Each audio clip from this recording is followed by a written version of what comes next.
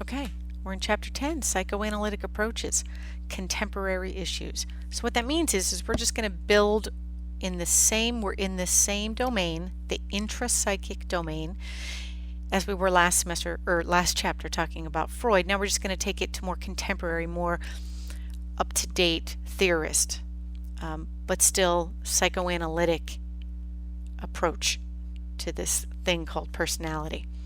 In this chapter, we're really going to focus on a couple main things. We're going to talk about what the unconscious, the view of the unconscious is now, the role of the ego, and Erik Erikson's stages of development. He called them psychosocial development, and he has 8 stages. And then we're also going to talk about this thing called early childhood attachment. I'm going to break this lecture up into 2. I'll stop after C, and then we'll do attachment in a different lecture, just to give you a clean break there. There's a lot of information here. Okay, so let's start talking about what it means now, this thing called the unconscious. Right now, most contemporary psychologists still believe in the unconscious, this thing that Freud proposed ages ago. Now, most of them believe it's a different version, theoretically, than what Freud originally conceptualized. Today, it's widely accepted that an unconscious does exist, but it is peaceful, much more rational than Freud believed. Remember, he thought it was everything unacceptable, anxiety-invoking. Current views, much more peaceful and rational. Now, the unconscious is still viewed as having an influence on our behavior, on our thoughts and feelings, but its influence is seen as more specific. It doesn't have endless control over our behaviors, our thoughts and our emotions, as Freud kind of suggested. And it's now not widely believed that everything we do is linked to something in our unconscious, but it is believed that we have one. So let's talk about this thing called the ego now. Contemporary psychoanalysts have shifted from a focus on the id. Remember the id, that very primal, demanding part of us. Basic instincts of sex and aggression are prominent. Now the focus is going to move to the ego. Remember, that is the mediator, the decision maker. Freud's daughter, by the way, Anna Freud, she was very famous, and one of his students who is named Erik Erikson, and that's the picture you see on your PowerPoint. So Anna Freud and Erik Erikson refocused the development of personality research to focus on the ego. And it's called, this theoretical approach is called ego psychology. And you can see in your PowerPoint, the focus is put on the ego as a powerful part of personality. And we're going to spend a lot of time talking about Erikson and his theories here. Now, Erikson is really interesting. He theorized that the ego is a powerful, independent part of personality. And he saw the primary function of the ego is to ultimately establish a secure identity. That's important to remember. That is very important to his research and his theory, is that the ego, the primary function of the ego, is to ultimately establish a secure identity. We're going to talk more about identity development in a little bit, but that is the function of the ego, he believed. So the development of our identity is an important developmental achievement, and it is the primary function of the ego to do that. And he proposes 8 stages of development, and he called it psychosocial development. We're developing internally, and we're developing in the world around us. We have these social interactions that are very key to Erikson, so he called it psychosocial development. Let's talk a little bit about his theory.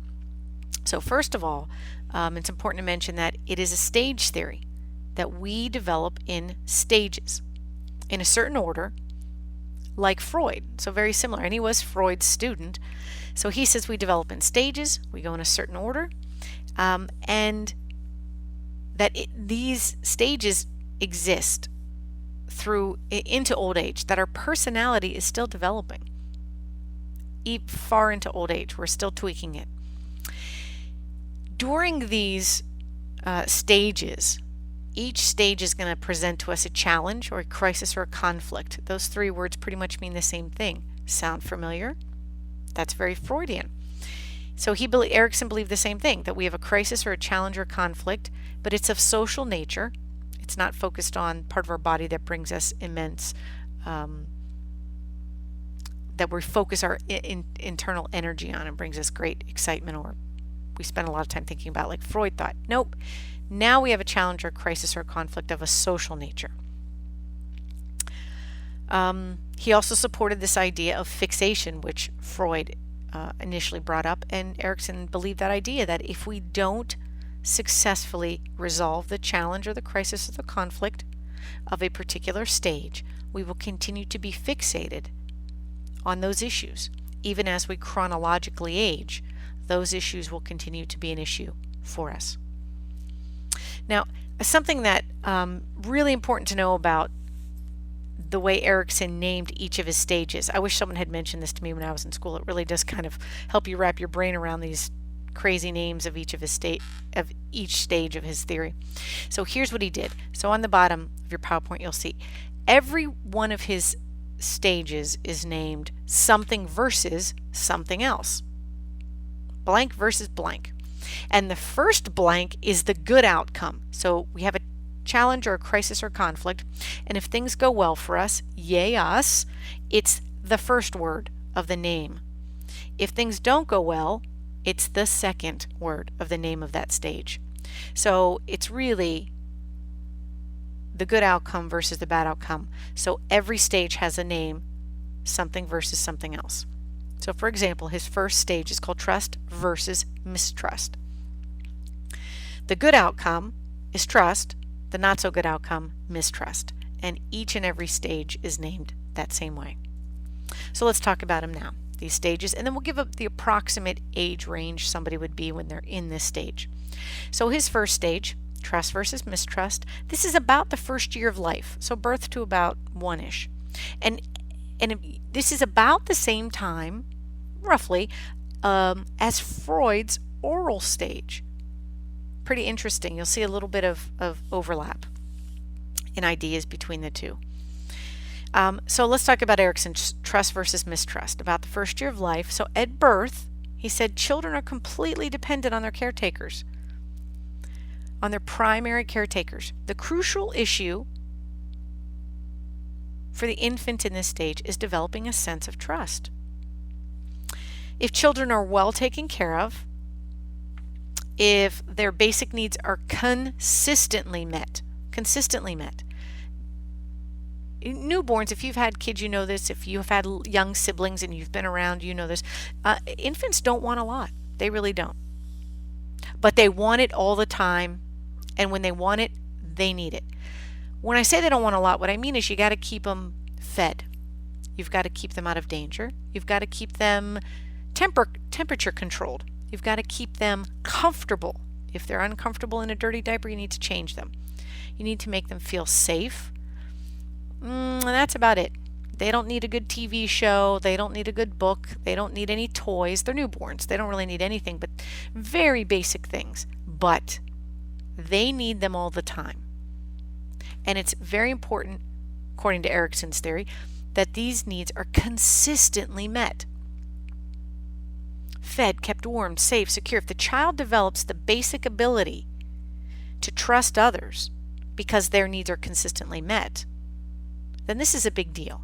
So if needs of this infant are consistently met, they develop trust. Trust in their primary caregiver, trust in the world.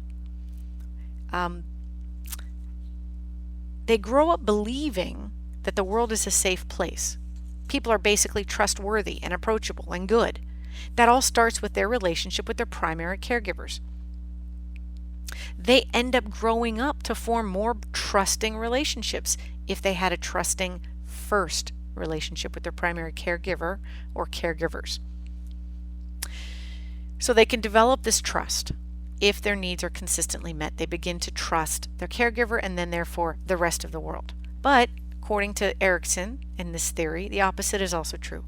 If an infant doesn't develop trust in his or her primary caregiver during this important time, the first year, he or she will grow up and have difficulty forming intimate, trusting relationships later in life because they don't believe the world is safe. They don't believe people are trustworthy. And again, that's all based on their first initial relationship. So lots of different theorists believe that the first, you heard Freud say it, you heard Erikson say it, but we're going to talk about attachment theory later in this chapter. And you'll see consistently that people say the first year of life, at least the first year, if not the first year and a half, very important for reasons that you might not have even known. It's not just about, did you get the right formula? Are you breastfeeding? Are you doing this? Or do you have enough belly time? Do you have enough skin to skin? It's all of that is important, but really what you're building when you're doing all those things is trust. It's security. It's a relationship that will form that little being for the rest of its life. So when I had my daughter, the nurse who was taking care of us, and it was University Hospital in Connecticut, and she said when I had my first child and I was holding her and just had her, and the nurse said, "Hey, I don't know if you realize this, but there's no difference between a need and a want for a newborn. I really hope you remember that." And I said, "What?" She said, "No difference between a need and a want. Everything that a newborn needs, it wants. Everything that a newborn wants, it needs. So give it everything all the time, and you will have a happier, more well-adjusted baby." Now, this nurse didn't know I was a developmental psychologist, and she didn't know that she just basically told me Erikson's theory and the attachment theory that we're going to talk about later. She just knew what she knew from practice, from doing it for 35 years, she said. So Erikson kind of hints on it, and we'll pick it up more with attachment theory in a little bit. But the first year of life, really important. Why? We're building the foundation for how we're going to look at other relationships based on that first relationship we have, which is with our primary caregiver. Okay, next stage. Autonomy versus shame and doubt. We're about 1 to 3 years old during this stage, and that's about Freud's anal stage. Remember that stage? About the same time. So what's going on here? Autonomy, I think you know what the term means, but if not, that's independence or self-sufficiency. The challenge or the crisis or the conflict that's going on for kiddos at this age, during this stage, it's to achieve a strong sense of autonomy while adjusting to social demands. Children are developing competencies in all areas: mobility, moving around, cognition, language, and they're figuring out how much of the world they have control over. Remember, control was really important to Freud at this stage. Well, Erikson thought so too, but in a slightly different way, well, actually a pretty different way. Self-care is a big issue. Control, self-feeding, toilet training, all of those things are going on right now. And children are developing competencies in those areas. They spend a lot of time testing their independence, their power. If you've ever heard the term the terrible twos, kids are really testing boundaries at this time. They're exploring their environments. They're making choices and decisions about their world for probably the first time in their little lives. Now, here's what Erikson said and what this stage theory says. If parents can provide a supportive atmosphere during this time that allows children to achieve this independence and this self-control without the child losing their self-esteem, then this child's going to gain a sense of what he called autonomy. So that's the good outcome, autonomy. So again, parents are going to help the child achieve independence and self-control without the loss of self-esteem. The child will achieve autonomy. Now, on the other hand, if children are subjected to punishment, severe ridicule, constant shaming, what they do is they come to doubt their abilities in all of these competent areas, competencies that they're working on. They develop a general sense of shame and doubt. So that's the not so good outcome here. So autonomy versus shame and doubt. By the way, Erikson believed that overly protective parents can also hinder success in this stage, not just the overly punishing or ridiculing or shaming parent. But he said overly protective parents hindered the challenge and the success of the children at this stage. Because if children are not allowed to explore their world, they're not allowed to encounter problems and to make their own decisions and to start developing this independence and self-sufficiency. Because he said that's a natural desire. So if overly protective parents don't allow their children to do this, kids grow up doubting their ability to be successful and to be able to handle the challenges life throws at them. So that is second stage. Third, he called initiative versus guilt. And it's about 3 to 6-year-olds. And if you look, that's approximately the phallic stage for Freud. Now, like Freud, Erikson believed that the time between about 3 to 6 is a period in which children come to identify with and learn from their parents. According to Erikson, a child in the third stage of this development is constantly setting goals and working to achieve them. He says, we learn the alphabet now, we learn to write, building blocks are going higher and higher when we're building, we're crawling across monkey bars unassisted now. So we have a lot of goals that we're working on. We're learning to get along with others at this time too. We're working together, we're following, we're resolving disputes, we're following the leader, we're figuring out what to do. He said right now we're working to develop ambition, initiative. Initiative means ambition. To have goals, purpose in mind, something to work toward. We're working on these issues at home, at school. We're watching our parents. We're watching other adults to figure out how to do this. Now, the challenge of this stage involves developing this ambition and initiative, having these goals, but it also involves the balance between initiative and guilt. So if parents and adults, like teachers, are not highly controlling or punitive, punishing, or judgmental, so if they're not that way, Erikson said children can develop high standards and ambition and the initiative to meet them without being overwhelmed with worry. Because he believed the opposite to be true. If parents, like adults or teachers, are highly controlling, are judgmental or punitive, children can become overwhelmed with worry about not being able to measure up, to do the best job that can possibly be done, and they don't develop this initiative. They don't set these goals. They don't have purpose and work to have ambition. So if children do not successfully resolve this stage, they can become, according to Erikson, resigned to failure. Why bother? Or they become full of worry, guilt.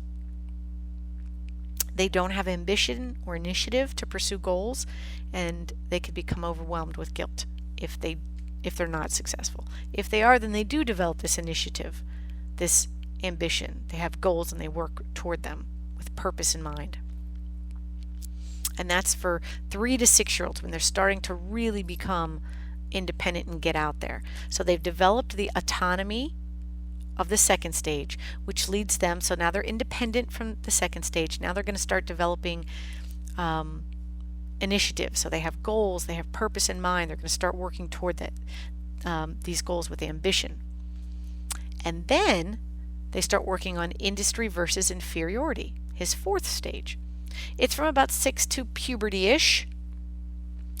Approximately, if you look, that's about the latency stage for Freud. Now, Erikson thought this stage was crucial for ego development. So the ego is really developing significantly during this fourth stage, industry versus inferiority. And remember, the ego is very important to Erikson's theory. Industry, that's a big deal. The feeling that one can achieve what he or she wants. Now, children during this time begin to interact much more with others, 6 to puberty-ish, 12, 13 years oldish. They're really engaging with other people. They start to do things like competition. They compare themselves. They figure out who they are compared to others around them in their classroom, in their house, siblings, in their neighborhoods. So the challenge or the conflict during this stage is one of developing a sense of industry, competence, and achievement versus developing feelings of inferiority. So if a child has enough successes during this time period, they begin to believe in their abilities. If I work hard, I can do blank, whatever it is, schoolwork, run, build these blocks, make this card house, put this little model together, whatever it is.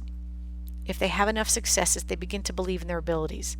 They believe that if they try hard enough at something, they can achieve what they want. And that's a beautiful thing. If you work at something, you can achieve it. So Erickson believed that this sets them on the track to being productive members of society, because he believed that, on the other hand, if children experience too much failure during this time, that they may develop a sense of inferiority and feelings that their abilities just simply aren't enough, no matter what. The abilities are not enough. And that trying hard is just not enough to get what you want in life. You can study, but it doesn't matter how hard you study. You can run and practice at a sport, but it doesn't matter how hard or practice. You will never be as good as you want to be. And so he believed that's the inferiority outcome. And he said, by the way, that ends up in developing deviant behavior in people, cheating, because they don't believe that their abilities are enough. So they cheat more, they steal more, because they don't feel that they will ever be able to work hard enough to get what they want. They have to get it through deviant means. Okay, fifth stage, interesting stage called identity versus role confusion. So the good outcome is identity achievement, we'll talk about that, and the not so good is called role confusion. And we're looking at adolescence to early adulthood. This is about Freud's genital stage. That's of his theory. So in this theory for Erickson, he believed that adolescence was crucial to developing a core sense of identity. So if the ego was developed well in the previous stage, remember he believed the ego had a lot of development going on in his fourth stage, industry versus inferiority. If the ego was developed in the previous stage, it's really set up to help develop a strong identity here. The ego will help develop this identity. And remember, according to Erickson, the primary function of the ego is to establish a secure identity. So that's the best thing for us. This identity achievement is one of the most important goals of development. So during this stage, young adults undergo significant changes, and you know this to be true. Changes are physical, emotional, social, sexual, and these changes come whether kids are ready for it or not. Adolescents undergo a lot of experimentation during this stage. They try on different looks. They might start dressing differently, listening to different music, adopting different values. Very common, according to Erickson. This is all super common, super good for us to try on these different hats, to figure out what's going on. Because we're trying to answer the question, who am I? And that is the challenge or the question, or the challenge or the conflict or the crisis of this stage, is the answer to the question, who am I? Who am I separate from my birth family, from my immediate family? Who am I, meaning what are my values? What are my morals? My direction in life? Do people see me as I see myself? This is what we're working on when we're working on our identity. So the ultimate goal of this stage is identity. So identity achievement on your PowerPoint. I just put this here to say that identity achievement is when we ultimately make a decision about who I am, my values, my morals, and my direction in life. That is identity achievement, and that's the best outcome of the stage. That's the most positive outcome. What research, Erickson suggested this, and then later research actually supported this, is that adolescents and young adults that do eventually reach identity achievement, they're more socially more mature, higher in motivation than their peers that have not yet achieved an identity, their identity. Now, realistically, we're going to adjust this identity that we develop early in our adulthood. We're going to adjust it as we age, but the achievement of this initial identity, according to Erickson, is really important. Even though we're going to adapt it and adjust it as we get older, it's really important that we have this moment where we spend time thinking about who we are during this developmental stage. Coming to these decisions and asking these questions are really important, according to Erickson. He coined the term identity crisis, and he said that it's just the best thing to have. You should have an identity challenge or crisis or conflict. You should ask who you are. You should think about this stuff. It's important to who we become later on. Now, if it doesn't happen, if we don't successfully navigate the stage, then young adults develop role confusion. So that's the not great outcome of the stage, role confusion. Young adults who develop role confusion can enter into adulthood without a solid sense of who they are in terms of their values, relationships, careers, ideologies.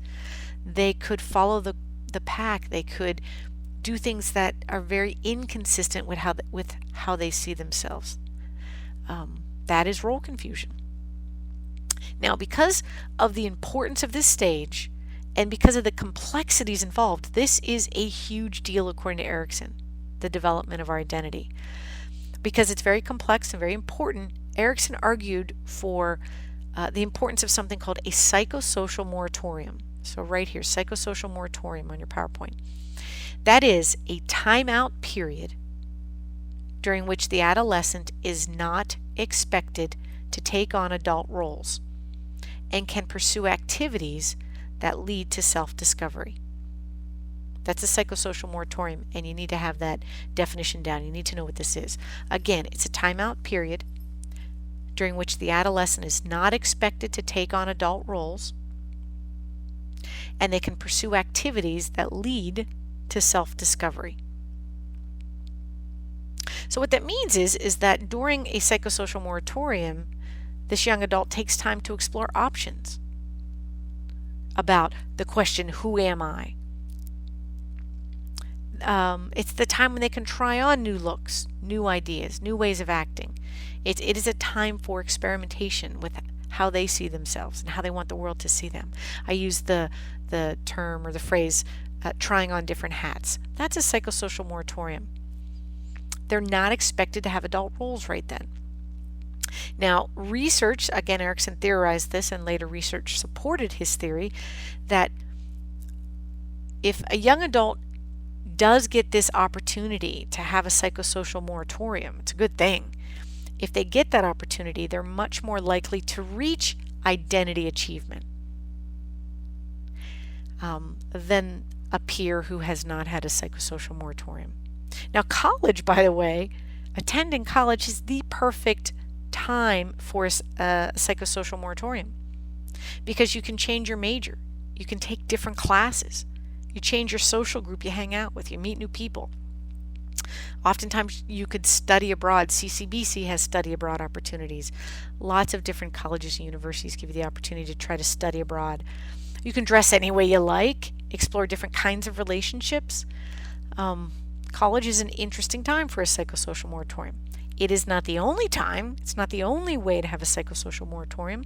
If you're not in college, you take jobs just to make ends meet, and you're trying to figure things out. You hang out with different friends, new friends, old friends. You read something different, watch something different, listen to something different. You try to figure out where to go next, what to do, who am I? So a psychosocial moratorium can happen in different ways, but it is viewed generally as a very healthy thing, a very healthy opportunity to help us reach identity achievement. Now, according to Erikson and other researchers, adolescents who do not reach identity achievement can experience some negative outcomes. So these are the two, A and B on your PowerPoint, are two negative outcomes of this search for identity. One negative outcome related to this struggle, this search for identity, can be identity foreclosure. So that's talked about in your book as the premature commitment to an identity without consideration of others. So premature commitment to an identity without consideration of other identities, of others. So you're prematurely committing to something without considering the many options that you really do have. Like a kid who wants to be a doctor. So it's a 17-year-old saying, I'm going to be a doctor. Why? Oh, because I am. Why? Well, because my parent, I had a mom who was a doctor, and my grandpa and my aunt, and everyone's a doctor. And they never consider other options. That's considered an identity foreclosure. But so is the 17-year-old who quits school to get a job because they don't consider there are any other options out there. That's also an identity foreclosure. So these young adults who experience identity foreclosure, they tend to let others in their world make key life decisions for them without actually being completely aware that they're doing it. Parents of young adults like this tend to be controlling and not supportive. People in identity foreclosure are often moralistic, and they accept the values of those around them. But when you ask them to back up or explain their values or their morals, to explain their beliefs, they're not very competent in explaining, because really they're believing the way they believe because others around them, and they may believe very strongly in certain things, but they do so because others around them believe strongly. Someone very strongly in identity foreclosure has a hard time making it to identity achievement. So could they go through identity foreclosure and ultimately get out of it? Yes. Yes, people can do that. So leaving identity foreclosure, having a psychosocial moratorium, helps with the idea that they will eventually achieve identity achievement. Okay, another negative outcome in this search for identity, it's called negative identity. Negative identity is talked about in your book as an identity that represents the opposite of what is valued by people around the adolescent. It's an identity that represents the opposite of what is valued by people around the adolescent. So negative identity, it's often based on undesirable role models or undesirable social roles in general. So that's important to remember. It's often based on undesirable role models or undesirable social roles in general. Like it's joining a gang. It is the preacher's daughter who becomes promiscuous and has sex in the church. It's the police officer's kid who gets in trouble with the law. That's an adolescent who's developing an identity that's opposite of what is valued by people around them. It's like the professor's son who drops out of high school with no job goals whatsoever. Why? Because college was going to be paid for because my parent teaches, but I don't care. That's their world, not my world. I don't care. I'm just going to do the opposite. So they tend to develop a negative identity as a way to make a statement. And later research and later developmentalists look at this negative identity situation as the adolescent trying to get attention of people around them when other more conventional attempts have failed. So the kid whose dad is a cop who gets in trouble with the law may unconsciously be doing this because dad doesn't pay attention to me anymore unless I'm in trouble. Heck, when he had to come pick me up at the police station at 2 a.m., that's the longest he talked to me for a really long time. Well, granted, he was screaming at me, but he was talking to me. So that's what the research suggests, that this is a way to get attention and make a statement. Okay, so those negative identity foreclosure and negative identity, those are some negative outcomes in the search for ultimately we would like to have identity achievement. All right, the sixth stage, according to Erickson, intimacy versus isolation. So this is early adulthood. The challenge or the focus of this stage involves developing connections with others, friendships and romantic relationships that are all focused on intimacy. Keyword, because that's what we're striving for, right? That's the good outcome, intimacy. So in such relationships, people grow emotionally and develop into caring and nurturing adults. And that's the goal. Now, the not so great result he called isolation. Isolation is the result of failing to find intimacy in friendships or with a significant other or with family members. Isolation is the result of failing to find intimacy. And people who report that they have not had some type of relationship that was indeed intimate, close friend, romantic partner, family member, people who have not had that type of relationship report that they have a lower life satisfaction. They report being less happy overall. And the opposite is also true. People who report having intimate relationships, either with family members, friends, significant others, they report being having a higher life satisfaction and being more happy overall. We see less depression and better health in people who report achieving intimacy. So this is a good for us thing, intimacy. Okay, a seventh stage, generativity versus stagnation. So this is middle adulthood, and the main challenge of this stage is the answer to the question about whether the person generated something that he or she really cares about in life. That's why it's called generativity. Did the person generate something that he or she really cares about? Like, does this person have a career that they're passionate about? A family that they're proud of? And they don't have to be proud of each and every person at that time, just proud that they have been a part of a family. Do they volunteer somewhere? Do they have activities or hobbies that they are proud of, that they care about, that they're passionate about? Now, you get to this age, according to Erickson, in middle adulthood, where you ask that question, you start paying attention to that issue. And if you don't feel that you have enough, that you haven't generated enough, enough things in your world that you care about, this is the time when people start to give back to their community. They volunteer more. They make a difference in the future of others. They refocus on their own kids or their own grandkids. They refocus on what they could do at work to make it a better place, to make the community better, to make the world better.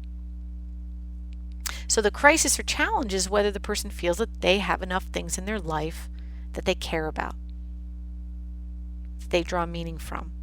That's generativity. Or do they feel like they're spinning their wheels?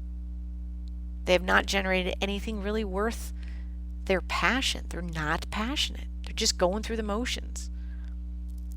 That is stagnation. So that is the opposite outcome from generativity. Integrity versus despair. Now this is occurring in late adulthood, and this is the last of Erickson's stages. When we get to this stage, late adulthood, he said we're still developing our personality, by the way, pretty cool. But now we let go of the generativity issue, the generative role. We retire from our job, or the children all go off, or grandkids are even growing up. We let all that go, and we start the process of examining our overall lives. And we get ready to face our mortality. So at this stage, we look back on our whole life and pass judgment. Like we ask, did I accomplish most of what I wanted? Anything that I wanted? Did I live the life that I wanted? It may not have been perfect, but was it worth it? Did I try hard? Did I do the best I could at the time with the information I had? So this is bigger than whether I just generated something I care about. It's a bigger picture. It's like, did I live the life I wanted? So the crisis or the challenge of this stage is whether we can look back and take satisfaction in how we've lived. Again, it doesn't have to be a perfect life. We just have to look back with some sense of satisfaction on how we've lived. Or do we have significant regrets? If we look back with satisfaction upon judgment, we have achieved this thing he called integrity. Interesting result is those who identify themselves as having achieved integrity tend to not fear death. Because again, we're facing our mortality here. And when they get to this point, they look back and they say, life was okay. Not perfect, but pretty okay. Tried hard, did what I could, lived a lot in my years. These are people who tend to not fear death. But if we hit the stage and we're wrought with regrets and unhappiness about the way we've lived our life and lots of regrets, we experience despair, which is the second part of the title of the stage. We experience despair. And it turns out that persons who are experiencing despair do tend to fear death. And those are people who report many regrets with their lives. They're less happy. These are kind of curmudgeon-y old people who seem bitter and easily irritated, and really nothing seems to make them happy now, because what's happened, according to Erickson, he says they've looked back and they have so many regrets. They feel like there's nothing they can do. But actually, he says that's never quite the case. We're always developing. You always have a chance to develop differently. So integrity We look back and we say, was it worth it? Yeah, I lived the life, I tried hard, I lived the life I wanted. We have less regrets. We tend not to fear death, versus despair, where we have lots of regrets, we're less happy, we tend to fear death, more bitter, more easily agitated. That's integrity versus despair. And again, the whole idea of these 8 stages is this is the psychosocial development theory that Erickson felt was responsible for how we develop into who we become, our personalities. I put these 2 PowerPoints in here just so you can take some time and read through these. That's the beauty of having these lectures, is you can hit pause and read through all this. The developmental crisis is the name of the stage: trust versus mistrust, autonomy versus shame and doubt. So you can read through those. If it goes well, successful. If it doesn't go well, unsuccessful use. So you can read through these. It's all 8 of them. And then we're going to end here, and we'll pick up this part of the lecture and the next recording.